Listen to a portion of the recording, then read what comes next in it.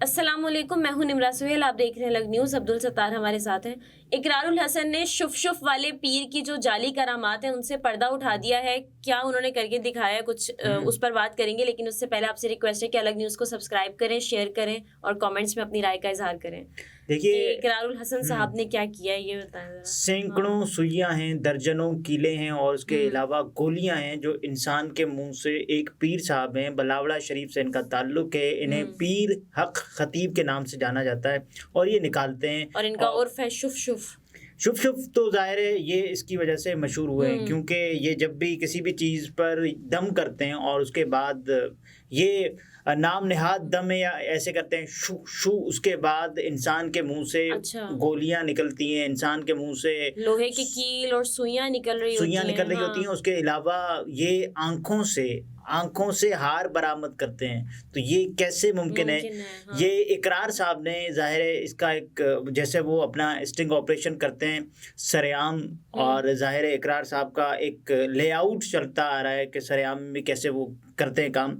तो उसी पैटर्न का इकरार साहब ने कहा कि ऐसे होता है, जो पीर हक खतीब साहब हैं वो ऐसे करते हैं। कैसे करते हैं? उन्होंने एक फ़र्जी किरदार को वहाँ बिठाया और इकरार साहब ने अपना एक जो हुलिया बनाया, पीर हक खतीब जैसा हुलिया बनाया। उन्होंने वो जाली बाल लगाए और उसके बाद उन्होंने टोपी भी पहनी। पूरा वो उनका जो सेटअप गेटअप था वो बिल्कुल वही लग रहा था, पीर हक खतीब जैसा। और उसके बाद जाहिर है उन्होंने एक वेस्ट कोट भी पहना और इकरार साहब के हाथ में तस्बीह थी। इकरार साहब जैसे ही आगाज़ करने लगे, पहले उन्होंने दम किया, शू किया और उसके बाद इकरार साहब ने एक फ़र्ज़ी किरदार को वहाँ बिठाया जो कि व्हील चेयर पर थे, और उसके साथ एक उनके जाहिर है कोई केयर करने वाले या इकरार साहब के फ़र्ज़ी, जिसे मोतक़िद कहें, फ़र्ज़ी मोतक़िद, वो वहाँ मौजूद थे। तो इकरार साहब ने पहले तो आगाज़ किया कि शू, और देखिए मैं कैसे आपको करके दिखाता हूँ। इकरार साहब ने फिर उस शख्स के मुंह से सुइयां निकाली और उस शख्स के मुंह से इकरार साहब ने कीलें निकाली, उस शख्स से और उस शख्स के मुंह से इकरार साहब ने गोलियां निकाली। और उन्होंने कहा कि जितना ये पीर हक खतीब जितनी गोलियां निकालते हैं, अगर वो 2 गोलियां निकालते हैं तो मैं 4 निकाल के उन्होंने चैलेंज किया कि मेरा चैलेंज कबूल करें, अगर आप 2 निकाल लेंगे मैं 4 निकालूंगा, अगर आप 10 निकाल लेंगे मैं 20 निकालूंगा। ये इकरार साहब का अपना चैलेंज था।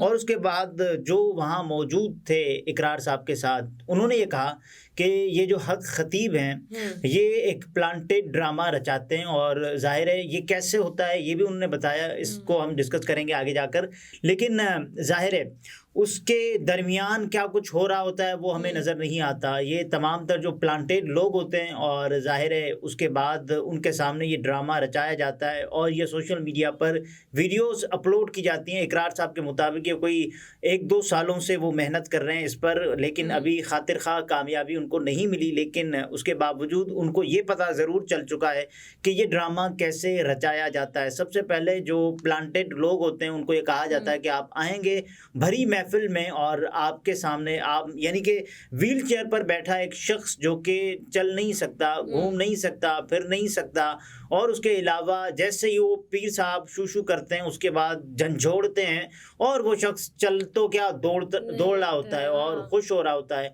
तो ये पीर साहब की जो करामात हैं, क्या ये असली करामात हैं, जाली करामात हैं, और इस दरमियान में और क्या कुछ हो रहा होता है जो कि हमें नज़र नहीं आता। मिसाल के तौर कील और सुइयां निकालना, आंखों से जो है वो हार निकालना और उसके बाद वो फूंक मार के व्हील चेयर से बंदे को खड़ा कर देना, वो चलने लग जाए, ये कैसे मुमकिन हो सकता है? इकरार साहब ने तो चैलेंज किया, वो कहते हैं कि एक-एक करके सारी जो जाली करामात है उनका पर्दाफाश करेंगे। उन्होंने चैन के बारे में नहीं कहा, उन्होंने सिर्फ ये कहा कि ये मैं भी, यानी कि एक बंदे को खड़ा करके मैंने भी निकाल दिया, अब आप बताएं। तो इसमें हुआ ये था कि जो पीर हक खतीब साहब जब भी वो कोई काम करते हैं, इकरार साहब ने भी उनकी वीडियो का हवाला देते हुए कहा और कि ये साहब करते हैं एक फ्रेम में अपने आप को, और उसके अलावा दूसरा जो फ्रेम बना होता है वो उसके जो मोतक़िद है, मुबैना मोतक़िद, उसका होता है जो कि उनसे शिफा लेने के लिए आया होता है।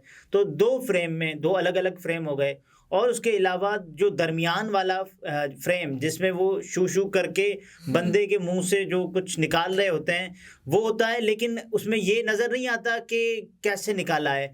यानी इकरार साहब, लेकिन वो बंदा भी इनका प्लांटेड होता होगा, अगर वीडियो बना रहे हैं तो पहले से प्लांट करके किया जाता होगा सब। ये तो ऐसे ही है ना कि एक शख्स के नाम का तोती बोले और जैसे वो बात करे और तमाम तर चीज़ें उनकी वायरल हों, आंखों से कीले निकाले, तो एक ये इंसानी अक्ल के लिए ये बात तस्लीम करना मुमकिन नहीं है। तो जैसे वो निकाल रहे होते हैं तो अक्ल को ये बात गवारा नहीं गुजरती है। हाँ। कैसे मुमकिन होगा कि एक शख्स ऐसे फूंक मारे और उसके बाद कीले निकलें, सुइयां निकलें, गोलियां निकलें मुंह से? तो क्या इंसान है, क्या मैगजीन है? तो अगर ये इतनी ही फूंक मार के अपने सारे काम दूसरों के करवा सकते हैं तो एक फूंक जरा पाकिस्तान की मैशत पर मार दें, वो भी बहुत बीमार हुई हुई है। डॉलर्स जहाँ पड़े वहां थोड़ी फूंक मार दें, डॉलर्स ज्यादा हो जाएं। देखिए, ये फूंक सिर्फ जानदार लोगों के लिए कि जो इंसान या जिस चीज़ में रूह है, जिसमें जान है, तो उस चीज़ के लिए। ये ज़ाहिर है जो फ़र्ज़ी अकायद हैं या अक़ीदे हैं लोगों के, या जो इनके अक़ीदे में मुब्तला लोग हैं, क्योंकि ज़ाहिर है ये करामात करते हैं इनके बकौल या लोगों के बकौल जो सोशल मीडिया पर लोग देखते हैं और इन पर नजराने के तौर पर इनको कुछ तहाइफ भी देते होंगे। और जाहिर है इनके लिए ये फेम ही बहुत है कि सोशल मीडिया पर इनके नाम का तोती बोले और उसके बाद ये वायरल हों, सोशल मीडिया सेंसेशन बन जाए। लोग और ये सब सोशल मीडिया सेंसेशन के लिए ही किया जा रहा होता है या बहुत सा इनको माली फायदा भी हो रहा होता है? जाहिर है जो हमारे सामने जो कुछ नजर नहीं आता वो तो उनको ही पता होगा कि किस फायदे के लिए। एक तो सोशल मीडिया सेंसेशन बहुत बड़ा फायदा है जो कि किसी भी शख्स को मिले और वो वायरल हो जाए। उसके जो मुरीदैन हैं वो उनके लिए क्या कुछ भेजते होंगे, क्या कुछ कबूल करते होंगे ये साहब या नहीं करते होंगे, ये इनका अपना ज़ाहिर है इस्तेहकाक है, ये उनको पता होगा कि।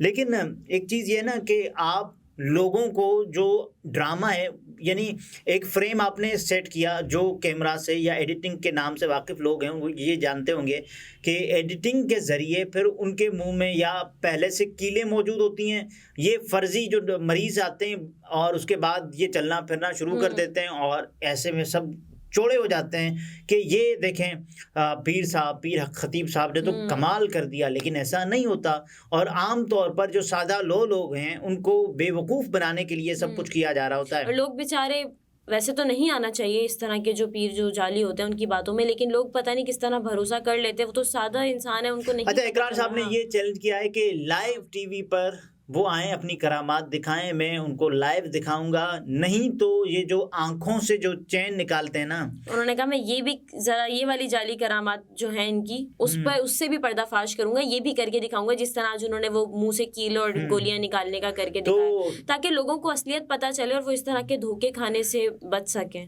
देखिए, लोग क्या करते हैं, लोग जाते हैं और लोगों को हल नज़र आता है ऐसे पीरों में और उसके बाद मालूम नहीं होता कि ये वाकई। लेकिन ये नज़र का धोखा हो सकता है क्योंकि असलियत तो नहीं हो सकती। देखिए, नज़र का धोखा हो सकता है और उसके अलावा कुछ और चीज़ें होती हैं जो कि नज़र नहीं आ रही होती।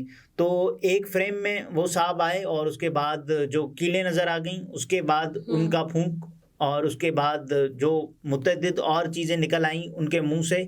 तो ये बड़ा ही ट्रिकी है। तो कल हमने देखा ना जिस अंदाज से इकरार साहब ने भी यही किया और हम ये तो देख रहे थे कि इकरार साहब की जो कीलें थीं, जो सुइयां थी, वो नीचे गिर रही थी, लेकिन वो उनके मुंह से उस वक्त गिर रही थी या वो पहले ही प्लांट थी ना, उसके बाद फिर दोबारा। तो ऐसे ही होता है ना। लेकिन इकरार साहब ने तो कहा कि वो तो एक बार फ्रेम वहां जाता है और दूसरी बार उस इंसान पर आता है जिसके मुंह से कील निकल रहे, और हमने तो कंटिन्यूअसली जो है वो फ्रेम उस पर रखा हुआ है और उसके मुंह से। लेकिन एक फ्रेम तो इकरार साहब का ऐसा भी है कि जहां सिर्फ सुइयां गिरती हुई नजर आ रही हैं। ये तो नजर नहीं आ रहा ना कि उसके मुंह से गिर रही हैं, वो तो नजर आ रहा है, ठीक है। लेकिन दूसरा फ्रेम जिसमें सिर्फ सुइयां नजर आ रही हैं, तो इकरार साहब का यहाँ पे फ्रेम तो कट हुआ ना, उस शख्स के मुंह से फ्रेम कट हुआ। लेकिन इस तरह के जो ये जाली जो पीर तो उन्होंने उनके तर्ज पर करके दिखाया है कि ऐसे होता है और ऐसे किया जा सकता है। लेकिन इस तरह के जाली पीर जो है इनका पर्दाफाश होना चाहिए और लोग जिस तरह से बेवकूफ बन रहे हैं तो लोगों को इनकी असलियत पता चलनी चाहिए। देखिए, लोगों को असलियत पता चलनी चाहिए, ये सब कहते हैं। और ये एक नहीं, इस तरह के छोटे छोटे बहुत सारे हैं हमारे माशरे में। देखिए, इस दौर में जब टेक्नोलॉजी AI का दौर है और अब हमें ये अच्छा लगता है कि साहब देखें वो सुइयां निकाल रहा है, कीले निकाल रहा है और उसके अलावा मुंह से गोलियां निकालना या आपका ये मुंह हमारी हुआ या अक्ल कोई ही तस्लीम मैगजीन नहीं हुआ, कर सकती। मुंह से आप गोलियां, आप क्या पिस्टल हैं क्या हाँ, है, ये क्या मुंह है? से गोलियां निकल रही हैं और अंदर गोलियां कैसे जाती होंगी, इंसान के मुंह में इतनी सारी चीजें जाती कैसे होंगी, ये एक सवाल है। और जाहिर है ये एक सिलसिला होगा कि एक के बाद एक, एक के बाद एक, एक के बाद एक। तो जैसे ही वो फ्रेम कट होने और न होने का जो मरहला होता है, इसमें तमाम तर चीज़ें प्लांट की जाती हैं और उसके बाद जो फ़र्ज़ी मुरीदेन होते हैं वो आते हैं और ये निकालने का अमल जारी होता है, जो कि ज़ाहिर है मुझे ये लगता है कि पीर हक खतीब साहब की जानिब से इकरारुल हसन साहब को कोई जवाब नहीं मिलेगा। क्योंकि चैलेंज तो उन्होंने कर दिया, आप देखते हैं वो चैलेंज जवाब एक्सेप्ट नहीं करते हैं, मिलेगा, नहीं क्योंकि मिलेगा। ज़ाहिर है वो क्यों चाहेंगे कि इकरार साहब की बात का जवाब देकर अपने लिए मुश्किलात पैदा करें। सही। नाज़रीन, गुफ्तगू आपने मुलाहिज़ा फरमाई। अब्दुल सत्तार हमारे साथ थे। इजाज़त दीजिए, अल्लाह हाफ़िज़।